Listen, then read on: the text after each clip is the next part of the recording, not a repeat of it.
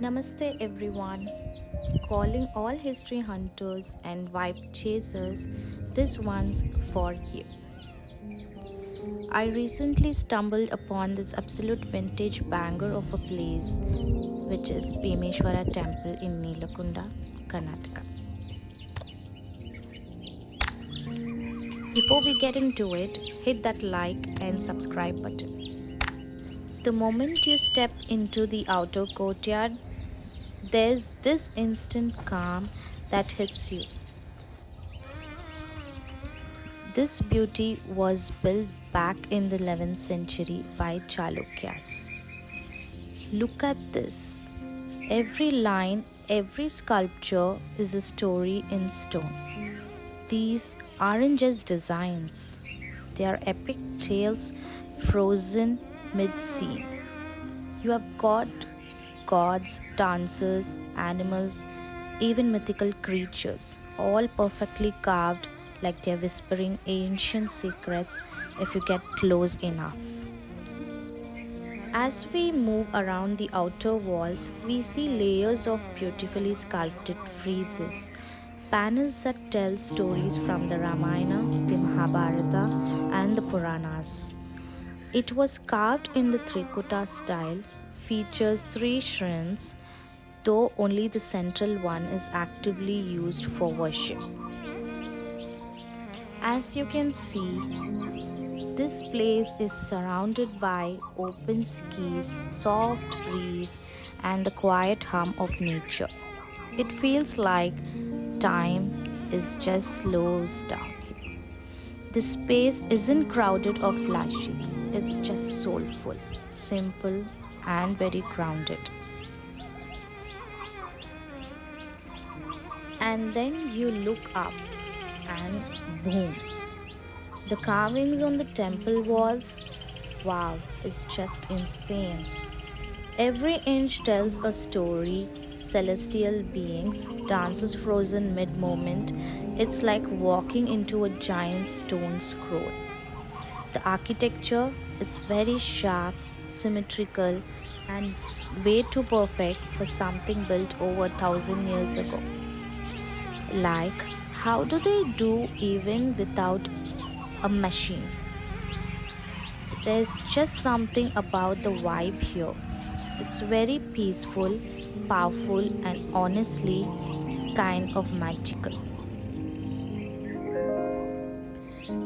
It's made from soft soapstone. The temple allowed artisans to carve intricate details into almost every surface. This temple is a beautiful blend of North Indian Nagara and South Indian Dravida style, a hallmark of Chalukyan architecture. It's full of life, rhythm, and grace, capturing the cultural soul of a bygone era. Despite the passage of time, much of this temple's artistic glory remains intact. So, let me give you more details about the Chalukyas era. The Chalukyas weren't just temple builders, they were master strategists who placed their capitals and monuments in locations that blended defense, spirituality, and trade. Like most of their temples, perfectly aligned with natural hillscapes, rivers, and even eclipse paths. They also had a deep connection with astronomy and mathematics. Some inscriptions suggest that they used early versions of celestial mapping on to plan temples, aligning shrines with stars and solstices. Oh, wild, right? And get this, their sculptures had guilds like artists' collectives. Each group had a unique signature style. So, if you visit enough Chalukya temples, you'll actually start spotting patterns like who carved what based on the style of the eyes or the folds in their clothing. The Chalukyas didn't just hire anyone. They supported highly skilled sculptors guilds called Shilpakaras or Vishwakarma Shrenis who who are master craftsmen who pass down techniques through generations. Each guild had its own style signature, and get this, if you look closely at multiple Chalukyan temples, you'll start noticing differences in how the eyes are shaped, the drapes are carved, or how jewelry is detailed. As I walk along these ancient stone corridors, it's like stepping into a mythological universe, lined with fierce, otherworldly creatures, and every single one of them has a purpose. Look at this one. It's a part crocodile, part elephant, part lion, a total mashup of power and mystery. These mythical beasts weren't just decorative, they were guardians, meant to protect the temple's energy, ward off negativity, and keep evil out. That fearsome lion like face, jaws wide open, it looks intense, right? That's because it represents ego being devoured before stepping into the divine space. Powerful symbolism carved into the stone. Now, here's something that makes this temple even more magical. Just behind it, there's a serene river like lake that feels perfectly placed. But it's not just about the view, there's purpose in the placement. In ancient temple architecture, water isn't just a backdrop, it's sacred. Rivers and lakes are seen as purifiers, symbol of life, flow, and divine energy.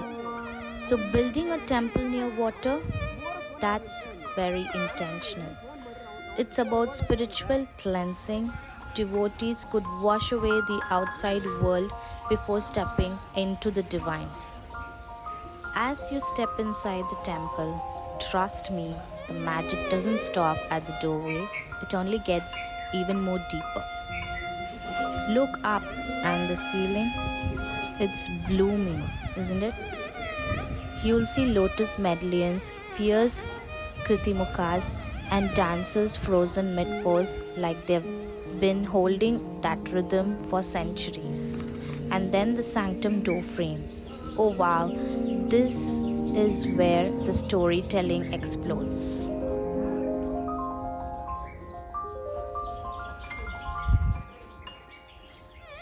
Vine guardians on each side, floral scrolls curling like veins. It's pure elegance carved into the stone. Right in the heart of Navaranga, or the central hall, you're greeted by these late-turned pillars, smooth as silk, glossy like polished stone, and carved with mind-bending geometric patterns and soft floral motifs. Like, how did they get this level of perfection 1,000 years ago? And here's the part I didn't expect. In a quiet inner space, there's also a beautiful idol of Shiva and Parvati seated together. Not fierce, not cosmic, but calm, composed, almost tender. It's like a glimpse into the softer, more human side of the divine. Every corner here feels intentional. Every sculpture is a symbol, and every step feels like you're walking through a sacred story that's still alive. And in the sanctum door frame, you'll see Lord Shiva in multiple forms, the wise teacher, the cosmic dancer, and half Shiva or Parvati perfectly balanced. It's divine duality carved in the stone. And then, in the quiet heart of the temple, no way to explain it, and there he is. Yes, Lord Shiva.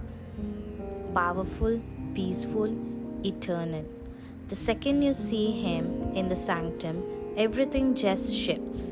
The vibe is unreal, calm and intense at the same time. I swear, standing there, it felt like the silence around him was speaking. Thank you for watching this video. you know someone who'd love this, please share it. Hit that like, subscribe, and stay tuned.